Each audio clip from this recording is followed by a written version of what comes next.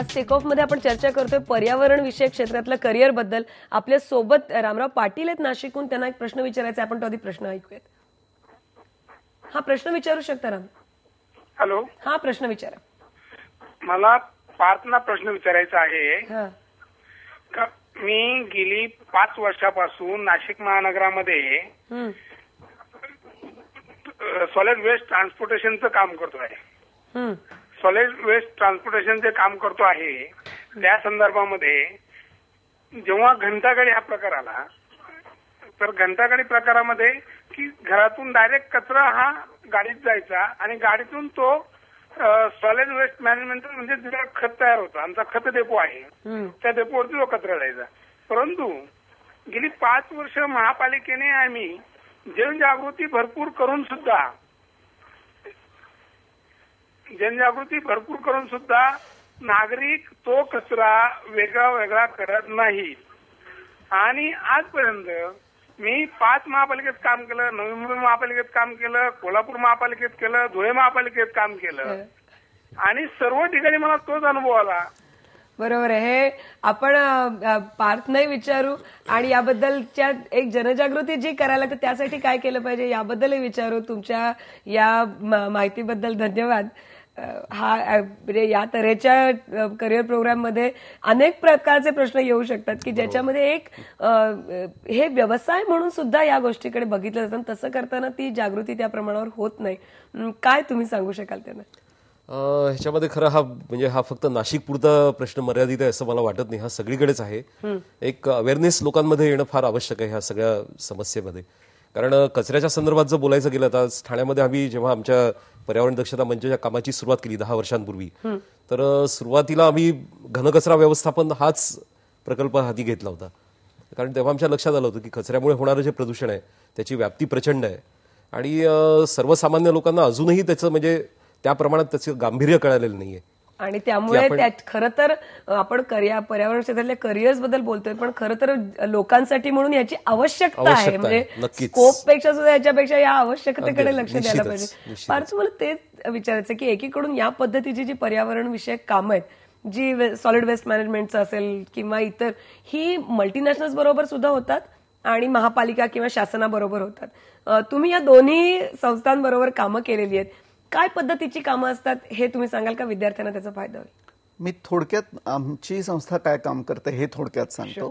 मी पर्यावरण शिक्षणाचं काम हे अगदी शाळेच्या लेव्हलपासून शाळा कॉलेजेस पासून ते कंपन्यांसाठी सुद्धा करतो.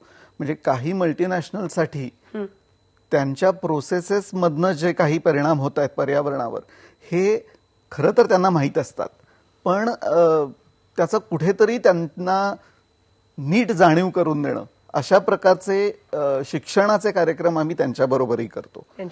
ह्या व्यतिरिक्त आम्ही एक छोटंसं रिसर्चचं विंग पण चालवतो, ज्याच्यामध्ये परत एकदा की अशा काही कंपन्यांना काही प्रोजेक्ट सुरू करायचे असतील तर त्याच्या आधी एखाद्या ठिकाणाची पर्यावरणाची अवस्था काय आहे हे माहीत करून घ्यायचं असतं. अशा टाईपचे थोड्या प्रमाणात आम्ही काम करतो आणि त्याहून कमी प्रमाणामध्ये आम्ही इको टुरिझमचं काम करतो. म्हणजे त्या प्रत्यक्ष तिथे जाण्यातून काही ज्ञानाची हे आहे.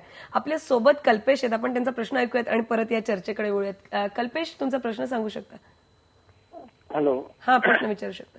हा, मला असं विचारायचं होतं की बिझनेस सांभाळून मला याचं एज्युकेशन कसं घेता येईल? कुठला बिझनेस आहे तुमचा, म्हणजे काय पद्धतीचा आहे? माझं गिफ्ट आर्टिकलचं शॉप. बर, ठीक आहे, मी विचारते. अर्थात तुम्ही या शॉर्ट टर्म कोर्स बद्दल सांगताय, परंतु जळगाव किंवा महाराष्ट्रातल्या अशा गावांमध्ये जर करायचे असतील अशा पद्धतीचे अभ्यासक्रम तर काही सुविधा आहेत का सर? त्यांचं काय गिफ्ट आर्टिकल्स हो, त्यांना तर खूप चांगली संधी आहे. उलट म्हणजे त्यांना पर्यावरणाच्या क्षेत्रामध्ये जर खूप आवड असेल मनापासून तर टाकाऊ पासून टिकाऊ हा जर एक कन्सेप्ट त्यांनी नीट घेतला तर त्यांना त्यांच्या गिफ्ट आर्टिकल्सच्या बिझनेसमध्ये सुद्धा बऱ्याच म्हणजे कचरा म्हणून आपण ज्या वस्तू टाकून देतो तर त्याच वस्तूंचा नीट पद्धतीने वापर करून अगदी साधा रद्दी आपलं वर्तमानपत्राचे कागद असतात किंवा रद्दी आपले कॅलेंडर्स आपण गेल्या वर्षी जे आता नवीन कॅलेंडर्स आलीत म्हणून जुनी फेकून देतो, तर त्याचा चांगला उपयोग करून त्यापासून काही पिशव्या तयार करणं किंवा म्हणजे इतर त्यांच्या काही बिझनेसमध्ये तर होईल, पण त्यांना स्वतःला अवेअरनेसमध्ये अवेअरनेसमध्ये पण. सर, हे जे बांबू बेस्ड इंडस्ट्रीज किंवा बांबू उद्योगासारखे जे उद्योग आहेत की जे नॅचरल रिसोर्सेस वरती अवलंबून आहेत, त्या तऱ्हेचे उद्योग सुद्धा पर्यावरणाच्या या अभ्यासक्रमांतर्गत येतात का, आणि त्याबद्दल आपल्याला अधिक ज्ञान कुठे मिळू शकतं? हो, बेसिकली बांबू बेस्ड इंडस्ट्री आता सध्या पुन्हा म्हणजे हा नव्याने आपल्याकडे ही कन्सेप्ट आलेली आहे.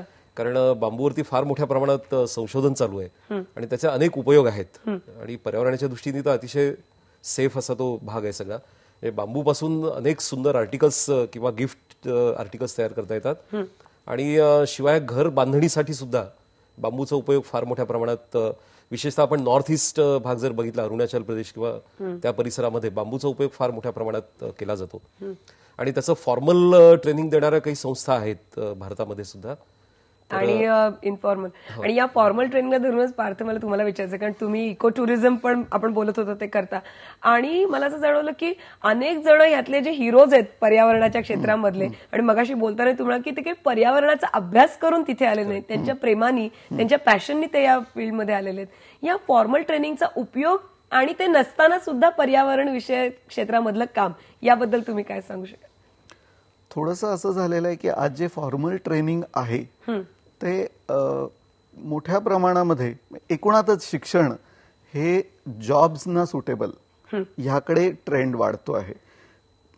पर्यावरण शास्त्रामधले जी MSc आहे, हा कोर्स पोल्युशन कंट्रोलशी रिलेटेड आहे. म्हणजे पोल्युशन अध्यारूत धरून केलेला हा कोर्स आहे. पर्यावरणामध्ये काम करताना आपण हे मान्य केलं पाहिजे असं नाही. त्यामुळे तुम्ही कुठल्याही फील्डमध्ये जर काम करत असाल किंवा तुमची इन्क्लिनेशन्स कुठेही असली, जर तुम्हाला पर्यावरणाविषयी आवड वाटत असेल तर तुम्ही ह्या क्षेत्रात येऊ शकता. मी मगाशी म्हटलं तसं की प्रचंड प्रमाणात लोक जी इथे आज काम करतायत, आपण जर्नलिझमचं उदाहरण घेतलं होतं मगाशी, की जर्नलिझममध्ये जसे डिग्री आणि कोर्स केलेलेच लोक येत नाहीत, तसंच पर्यावरण क्षेत्राबद्दल आहे. गरज नक्कीच अभ्यासाची आहे.